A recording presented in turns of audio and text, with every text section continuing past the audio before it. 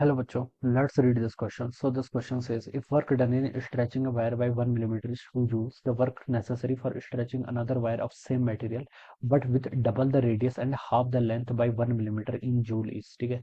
ये आपको यहाँ पर कैलकुलेट करके बताना है। तो देखिए बच्चों, इस क्वेश्चन का की कॉन्सेप्ट आप क्या लिख सकते हैं, the key concept of this question. इस क्वेश्चन में आपको बताना क्या है, वर्क डन बताना है बेसिकली, ठीक है। वर्क डन लिख लीजिए इस क्वेश्चन का आपका की कॉन्सेप्ट, ठीक है। Work done will be the key concept of this question. तो बच्चों देखिए, वर्क डन को हम कैसे लिखते हैं। देखिए, वर्क डन आपका कैसे डिफाइन किया जाता था, ठीक है।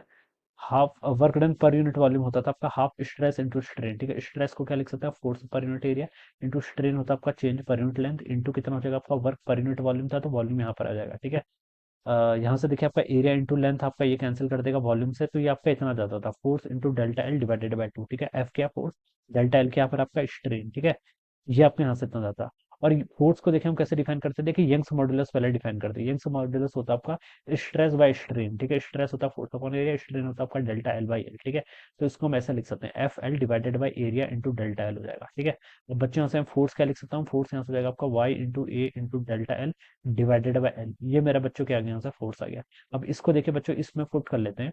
तो यहाँ से देखिए वाई ए डेल्टा एल आगे भी एक और है, तो उसका स्क्वायर हो जाएगा, ठीक है। और नीचे आपका देखिए कितना आ गया, यहाँ से 2L के इक्वल आ गया, ठीक है। तो ये आपका वर्क आ गया, ठीक है। मैं ये इसलिए लिख रहा हूँ, देखिए work done in stretching a wire by 1 millimetre 2 joule है, ठीक है।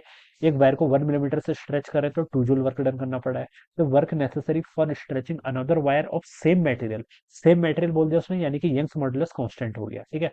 But with double the radius and half the length bye 1 millimetre in joule. अभी भी डेल्टा एल तो पहले भी 1 मिलीमीटर था, अभी भी 1 मिलीमीटर है, यानी कि बच्चों डेल्टा एल में आपका नो चेंज, ये क्या हो गया, कांस्टेंट। मटेरियल पहले भी क्या था आपका, वही वायर थी, अभी भी सेम मटेरियल की है, तो यंग्स मॉडुलस में भी बच्चों नो चेंज। तो वाई भी बच्चों कांस्टेंट, ठीक है। डेल्टा एल ये भी क्या कांस्टेंट। तो आपका जो वर्क डन है वो किस पर डिपेंड कर रहा है, it is proportional to A by L, ये यहाँ से बता सकते हैं, ठीक है। और एरिया किसके इक्वल होता है, क्रॉस सेक्शन, यानी कि ये आपका एरिया आपका रेडियस हो जाएगा, तो रेडियस का स्क्वायर डिवाइडेड बाई एल। तो ये आपका वर्क डन आ जाएगा किसके, इसके प्रोपोर्शनल है, ठीक है, ऐसे लिख सकते हैं। अब पहले आपका वर्क डन देखिए, W1 डिवाइडेड बाय W2, अगर मैं इसके आंसर रेसे लूँ तो ये कितना हो जाएगा आपका R1 बाय R2, ठीक है। का कितना स्क्वायर इंटू देखिए आपका लेंथ के क्या है, इन्वर्सली प्रोपोर्शनल है, तो यहाँ पर आपका L2 बाई L1 हो जाएगा, कितना L2 बाई L1, ठीक है। ये आ जाएगा यहाँ पे। अब बच्चों देखिए, इसमें आप बस आप वैल्यू पुट कर लीजिए, ठीक है।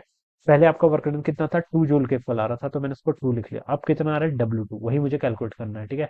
R1 बाय R2, पहले कितनी रेडियस थी, डबल द रेडियस कर दिया ना, तो पहले रेडियस अगर आर होगी तो अब कितनी होगी डबल कर दोगे, यानी कि 2R होगी, ठीक है। तो इसका स्क्वायर कर लीजिए, ठीक है।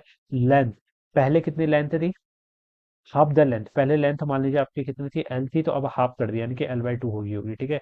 ये अब यहाँ से इतना हो जाएगा। अब बच्चों उसको बस सॉल्व करना है, देखिए क्या हो जाएगा, देखिए यहाँ से R से आपका ये R कैंसिल हो जाएगा, तो 1/2 का स्क्वायर करेंगे तो ये 1/4 हो जाएगा, इंटू यहाँ पर आपका 1/2 आ जाएगा। ये आपका कितना आ गया, 2 डिवाइडेड बाई आपका W2 के इक्वल आ जाएगा, ठीक है। और W2 को यहाँ से आप लिख सकते हैं, देखिए 4 into 4 कितना 16, तो 16 जूल के इक्वल आना चाहिए फिर इसका आंसर कितना आना चाहिए बच्चों, 16 जूल, ठीक है। So this should be the right answer of this question, जो कि आपका फोर्थ ऑप्शन में क्या कर रखा है, गिवन कर रखा है। तो ऑप्शन 4 क्या होगा इसका राइट आंसर, ठीक है। तो इस तरीके से क्या करेंगे हम इस क्वेश्चन को solve. So I hope you are understood this concept. All the best and thank you so much.